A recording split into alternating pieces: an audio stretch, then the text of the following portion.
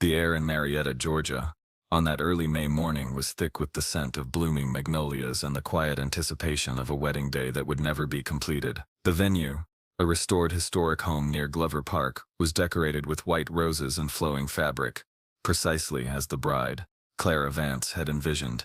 80 guests were expected, many already arriving at nearby hotels or gathering at the home of the groom's parents for brunch. David Miller, the groom, a graphic designer who had lived in Atlanta for 5 years, was preparing at the venue with his groomsmen, his excitement palpable, a culmination of 3 years with Clara. His father, Thomas Miller, a retired engineer residing in a quiet subdivision off Piedmont Road in Marietta, was expected to arrive shortly, alongside David's mother, Eleanor. Thomas Miller lived a life structured by routine and deeply held beliefs.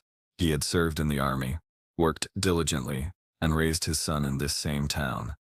His home was meticulously kept, his lawn edged with precision, reflecting a man who valued order and predictability. Retirement had brought more time for his garden and his quiet evenings, disrupted only by the pleasant anticipation of his only son's wedding. He had met Clara several times over the past few years. She was polite, successful in her career as a software consultant, and she made David happy. That much was undeniable. Thomas perceived her as reserved, perhaps a little shy, but entirely suitable for his son. He saw the happiness she brought to David, and that, he believed, was what mattered most. Clara Vance had moved to Georgia for her career opportunity, and found a home in David. Their relationship had developed naturally, built on shared interests in art, technology, and quiet nights in. Clara had a close circle of friends, some of whom knew the complexities of her past, the journey that had led her to the woman she was today. She had shared this journey with David early in their relationship, a moment of vulnerability and trust that had only deepened their bond. David had accepted her completely, without hesitation, and his love was a steady, affirming force in her life. They had built their life together, planning their future, culminating in the engagement announcement the previous year. The wedding planning had been a joyful process for them both, every detail a shared decision. The wedding invitations, elegant cards with thermographic printing, had been sent months in advance, announcing the union of David Alexander Miller and Clara Elizabeth Vance. Responses had flooded in, overwhelmingly positive. The couple had registered for household items, attended pre-wedding parties, and navigated the usual stresses of merging 2 lives, 2 families. There were discussions about the ceremony, the reception playlist, the seating chart. In all external appearances, it was a typical American wedding preparation, a celebration of love and commitment unfolding in a familiar setting.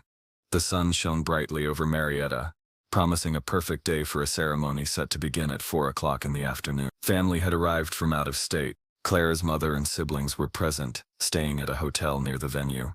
David's extended family, cousins, aunts, and uncles, many of whom still lived in Georgia, were gathering. There was a buzz of excitement, a sense of occasion building. Eleanor Miller, David's mother, was overseeing final details at the venue, ensuring the florist had placed everything correctly, and the caterers were on schedule. She was less traditional than Thomas, more focused on her son's happiness above all else. She too found Clara to be a kind, intelligent woman, a good match for David. The small tensions were the usual ones, a dispute over guest list additions, a minor disagreement about music, easily resolved in the grand scheme of things.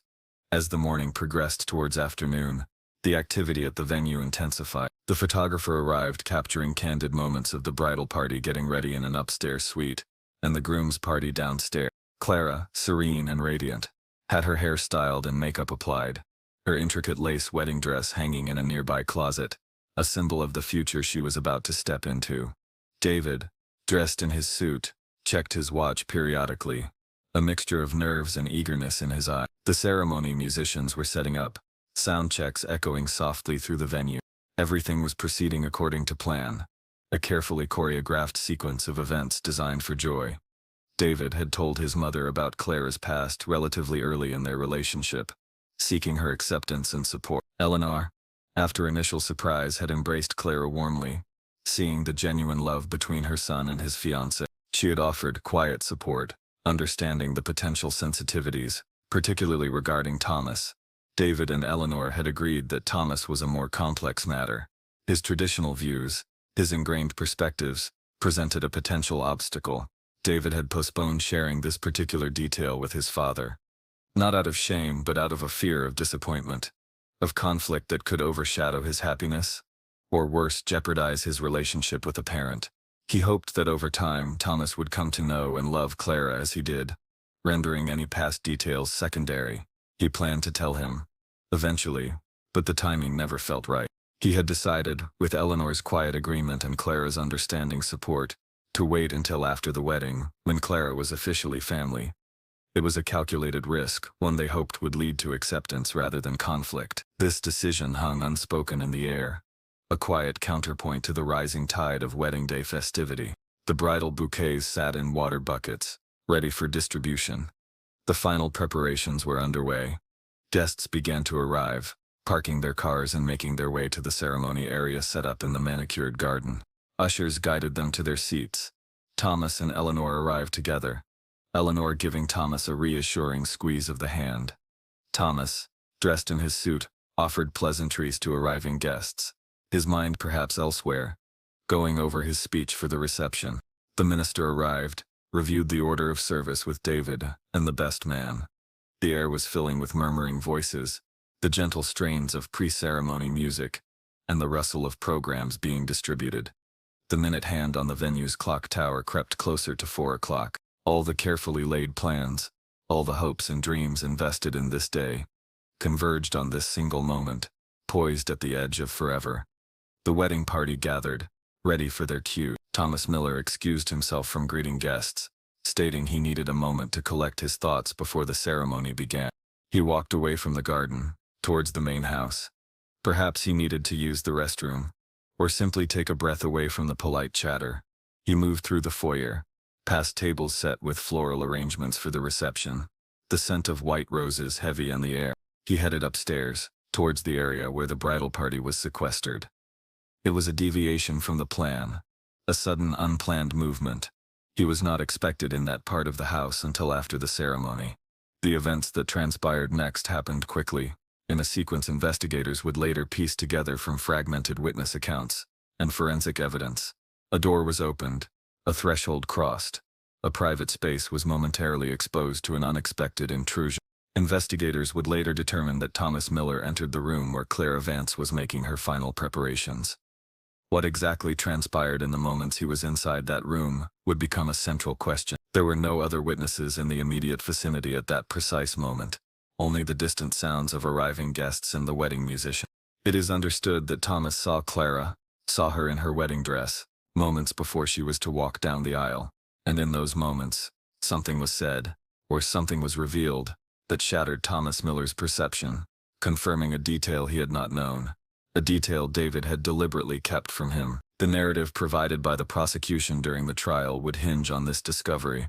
The moment Thomas learned that the woman his son was about to marry was transgender, his reaction was immediate, profound, and devastating. It was not a prolonged argument or a desperate plea. The encounter, based on the evidence, was brief and explosive. Thomas Miller was seen leaving the room moments later, his face pale and rigid, moving quickly down the stairs. He did not return to the guest area. Instead, he was observed by a caterer moving towards his car parked in the nearby lot. He opened the trunk, retrieved an item, and closed the trunk with deliberate, forceful movement. This item was a .38 caliber handgun, legally owned and registered to Thomas Miller, a weapon he kept for personal protection, usually stored securely at his home. Its presence in his car that day was not immediately explained, though it would be a critical piece of evidence presented later. He returned towards the venue, not through the main entrance, but via a side path that led towards the garden area where the ceremony was about to commence. He reappeared near the garden just as the first bridesmaid began to walk down the aisle. The music shifted to the processional. Guests turned their heads towards the entrance. David stood at the altar, beaming. The air was thick with anticipation. Thomas Miller did not take his seat. He stood for a moment near the edge of the assembled guests, his gaze fixed on the path from the house. When Clara Vance appeared, escorted by her mother, moving gracefully towards the waiting ceremony, Thomas Miller raised the handgun. The sound of the shot cut through the music and the hushed whispers of the crowd. It was a single shot, A moment of horrifying stillness followed the deafening report. The music stopped abruptly. Guests gasped, some screamed. Clara Vance collapsed onto the garden path. Chaos erupted. People scattered, some ducking for cover, others rushing forward in disbelief and horror. David Miller screamed his fiancée's name and ran from the altar towards her fallen body. Thomas Miller stood frozen for a brief moment, the gun still in his hand, before dropping it to the ground. Someone shouted, "He shot her," pointing at Thomas. Eleanor Miller screamed, a sound of pure raw agony. Amidst the panic, several guests, including an off-duty nurse, rushed to Clara's side, attempting to render aid. The beautiful white wedding dress was now stained crimson. The meticulously planned wedding ceremony transformed instantly into a horrific crime scene. Sirens could be heard in the distance, growing louder. The quiet anticipation of moments before was replaced by pandemonium and the dawning realization of an unimaginable tragedy. The discarded bouquet lay near Clara's hand, its white roses now scattered and crushed. Law enforcement arrived within minutes, multiple black and white patrol cars converging on the quiet Marietta Street. Officers moved quickly to secure the scene. Guests, many in shock, were instructed to remain in place or directed to a separate area for preliminary questioning. Paramedics rushed to Clara Vance, but the single gunshot wound was catastrophic. Efforts to save her were futile. Within minutes of their arrival, she was pronounced dead at the scene. The garden, moments before a place of joy, was now marked with yellow crime scene tape, a stark visual barrier against the backdrop of wedding decorations. Thomas Miller was quickly identified as the shooter and apprehended without resistance near where he had dropped the weapon. He appeared dazed, unresponsive to the initial questions posed by the arresting officers. The lead investigator, Detective Miles Corwin of the Marietta Police Department, arrived shortly thereafter. A seasoned veteran, Corwin approached the scene with methodical calm. He supervised the collection of initial evidence. The handgun was bagged and tagged, shell casing located, measurements taken. Witness statements were crucial. Guests, still reeling from the event, provided fragmented accounts. The sudden shot, the father holding a gun, the bride falling.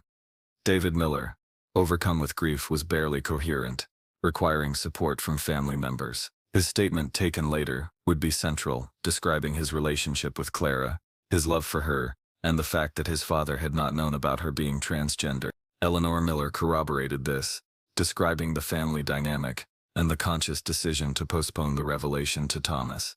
The body of Clara Vance was carefully documented by the crime scene unit before being transported to the Cobb County Medical Examiner's office for autopsy. The single bullet had entered her chest. Ballistics analysis would later confirm the bullet came from the .30 .38 caliber handgun recovered at the scene, registered to Thomas Miller. The trajectory and impact site were documented in precise detail in the medical examiner's report. A clinical account of the mechanism of death. Photographs captured the scene, the scattered rose petals, the fallen bride, the juxtaposition of wedding finery and forensic markers. The investigation began to piece together Thomas Miller's movements leading up to the shooting, focusing on the critical minutes after he left the guest area and before the shot was fired. The focus turned to the moments Thomas Miller spent upstairs before the shooting. Investigators meticulously processed the room where Clara had been getting ready. While there were no physical signs of struggle, the sequence of events suggested a rapid escalation from discovery to violence. The key question was what was revealed and how. Statements from members of the bridal party, who were in other parts of the house or had left the room just before Thomas entered, were vital. They described Clara's excitement, her final touches to her appearance. There was no indication of distress or foreboding from her. The prosecution would later argue that Thomas's discovery was direct and undeniable upon entering the room, perhaps seeing something that instantly revealed the truth about Clara's past, a truth he had been shielded from. This interpretation of events formed the basis for the charge of murder. Text messages and emails recovered from Clara's phone, with permission from her family, provided insight into her life and her relationship with David. They showed a deep connection, planning their future, expressing mutual love and support. There were no messages suggesting conflict with Thomas Miller directly, though some communications with David hinted at anxieties about his father's potential reaction to their relationship, particularly regarding Clara's identity. David's messages to Clara sometimes mentioned the difficulty of communicating fully with his father on sensitive topics. These private communications, fragments of their digital lives, painted a picture of a couple navigating potential family resistance with caution and hope, ultimately tragically miscalculating the potential for violence. The digital trail underscored the narrative of a hidden truth and its devastating consequences. Thomas Miller was formally charged with murder. His initial court appearance was brief, his demeanor still subdued. He was remanded into custody, denied bond. The news of the wedding shooting spread rapidly through Marietta and beyond, a local tragedy amplified by the shocking circumstances. The community struggled to comprehend how a father could commit such an act on his son's wedding day, killing his son's fiancée. There was a mixture of grief for Clara Vance and her family, sympathy for David Miller, and bewilderment and condemnation towards Thomas Miller. Neighbors expressed shock, describing Thomas as quiet, reserved, but not outwardly aggressive. He kept to himself mostly. One neighbor told a local reporter, "Always polite, always working in his yard. You'd never expect something like this from him." The public facade of the quiet, respectable retiree was shattered by the brutal reality of the crime. The legal proceedings moved forward. The defense for Thomas Miller would attempt to argue mitigating factors, perhaps suggesting a state of extreme emotional disturbance brought on by the sudden, shocking revelation. However, the prosecution maintained that the act was deliberate, a direct result of Thomas's unwillingness to accept his son's fiancée for who she was. The evidence was substantial: his retrieval of the weapon, his movement towards the ceremony just as Clara appeared, the single fatal shot. David Miller became a key figure in the legal process, navigating his profound personal loss while grappling with the reality that his own father had killed the woman he loved on the happiest day of his life. His grief was a silent, palpable presence throughout the court proceedings. Clara's family, heartbroken and seeking justice, attended every hearing, their quiet dignity a powerful counterpoint to the legal arguments.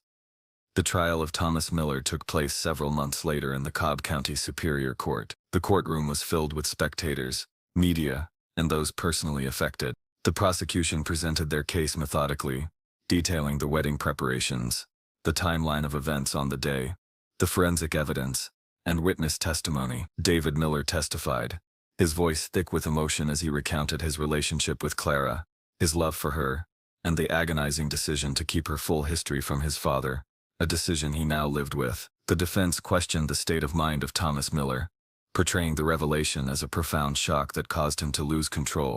However, the prosecution countered by highlighting the deliberate actions, leaving the scene of discovery, retrieving the weapon, returning to the ceremony. Expert witnesses testified about the forensic findings, the ballistics, the cause of death. Law enforcement officers recounted securing the scene and apprehending the defendant. The jury heard evidence regarding Thomas Miller's background, his conservative views, but also his lack of any prior criminal history or documented instances of violent behavior. The defense argued that this out-of-character act was proof of the overwhelming psychological impact of the revelation. The prosecution argued it was a premeditated act of hate and control, triggered by a perceived betrayal of his expectations for his son and his family. The tension in the courtroom was constant, a reflection of the profound human drama unfolding within the confines of legal procedure. After days of testimony and deliberation, the jury returned a verdict. Thomas Miller was found guilty of murder. The sentence handed down was life in prison. He received the verdict with the same detached expression he had maintained for much of the trial. The legal process had concluded, assigning culpability according to the law, but the verdict could not restore what was lost. The empty space left by Clara Vance was immense, felt deeply by her family, her friends, and most acutely by David Miller. The wedding venue in Marietta stood empty for a time, its association with the tragedy rendering it unusable for celebration. The beautiful white dress, now part of evidence, would never be worn as intended. The promise of a shared future was extinguished in a single violent act. The community of Marietta was left to process the event, the layers of grief, judgment, and unanswered questions. The motive, rooted in a father's inability to accept his son's chosen partner, highlighted fissures of prejudice and fear. Clara Vance was remembered by those who loved her not for the circumstances of her death, but for the light she brought into their lives, her intelligence, kindness, and courage. David Miller's life was irrevocably altered, marked by the dual traumas of losing his fiancée and seeing his father incarcerated for her murder.